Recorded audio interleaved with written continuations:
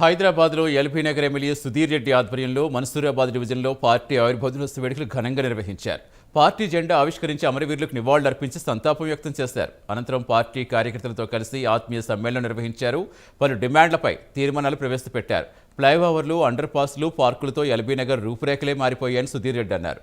మూడోసారి పార్టీ అధికారంలోకి రావడం ఖాయమని ఆయన చెప్పారు.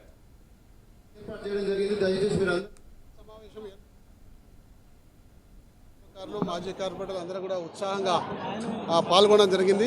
ఎన్నో తీర్మానాలు చేశాము. ఎందుకంటే దాదాపు తెలంగాణ పట్ల వివక్ష చూపెడుతున్న భారతీయ జనతా పార్టీని మనకి తెలంగాణ ప్రజలు ఏ విధంగా ఇబ్బంది పడుతున్నారో, నిధులు రాకున్నా కానీ తెలంగాణ డెవలప్మెంట్ ఇంత అద్భుతంగా జరుగుతుంది. కాబట్టి మరి మాకు నిధులు కావాలని చెప్పేసి మాకందరూ కూడా ఈ దేశంలో మేము అంతర్భాగమే కాబట్టి మమ్మల్ని కూడా సమానంగా చూడండి అని చెప్పేసి ఈరోజు కొన్ని తీర్మానాలు చేయడం జరిగింది.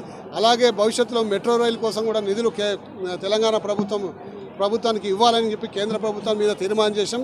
ఎందుకంటే ఉత్తరప్రదేశ్లో లక్నో అనుకోండి, ఆగ్రా అనుకోండి, లేకపోతే గోరఖ్పూర్ అనుకోండి, అన్ని నగరాలు